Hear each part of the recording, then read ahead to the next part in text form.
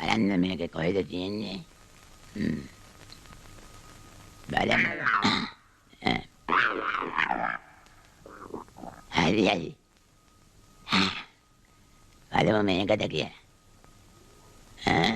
සත්‍ය ප්‍රේමී බ්‍රොංගරාජ්. ඔය තියෙන්නේ මල දාන්නේ. හරි. ගරෙද්ද ගත පිළිකන්නේ.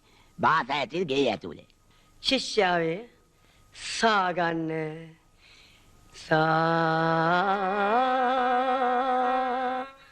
සාගත්තද? ඔව් මාස්ටර්. අය නම් ඉඳ ගන්න. මේ බාසුන්නේ දැන් මේ පොල් අල්ලගන්න අතුල්ලන්න ඔබේ බිලින්දාම උකුලේ හොවාලා නලවන්නයි මඋන්නේ බල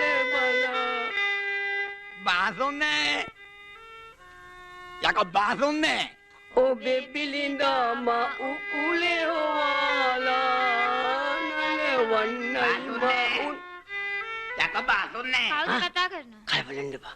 කලබලන්න එපා. මම නෙමෙයිනේ. පාර යන කෙනෙකුට වෙන්න ඇති. මම බාස් කෙනෙක් නෙමෙයිනේ. දැන් අපි අපේ වැඩේ කරමුකෝ. අල්ලගන්න මෙන්න මෙම. ඔබේ බිලින්දාම උකුලේ හොවාලා නලවන්නයි ඒයි බාසෝ නෑ මාස්ටර්ටම තමා ගිහින් බලන්න නැත්තම් දොර අරගෙන ඇතුළට එයි. යකෝ බාස් තෝ මැරිලාද යකා? වැඩේ කෑව.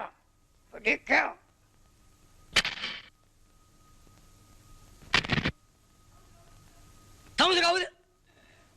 නෑ බාසුන්නේ මම මේ අද දන්නවද අර මේ බේබි තෝකි ඔයි තමුදට අයිකොට් අරගත්තාම හිතන්නේ අනිත් ඇඳුම් අනිත් කට්ටිය සේරම බාසු නෙලා කියලා. තමුද දන්නවද මම කවුද කියලා? නෑ ඉංජිනේරියෙක්ද? බම්බුව. මම අවුරුදු 10ක් ඉන්දියාවේ බාත් කණ්ඩේකින් ශාස්ත්‍රය හදාරලා ආපු කෙනෙක්. ඇයි බත් කන්න ඉන්දියාවට ගියේ? සයිවර් කෑම වලට දාස. බත් කන්න නෙමෙයි ඔයි. කලා විභූෂණ සාතික ගන්න. මගේ ගෝලයෝ ඉන්නවා මේ රටේ හැම අසක් මුල්ලන් නැරම. මම දැනුත් හිටියේ මගේ ශිෂ්‍යාවකට සාත්ත දාණය දෙමින්. තාමුසේ ඇවිත් බකල් කෙරුවා ඒක. අර බෝඩ් එකේ තියෙන ගරාජ් කියලා. ගරාජ්? ඔව්.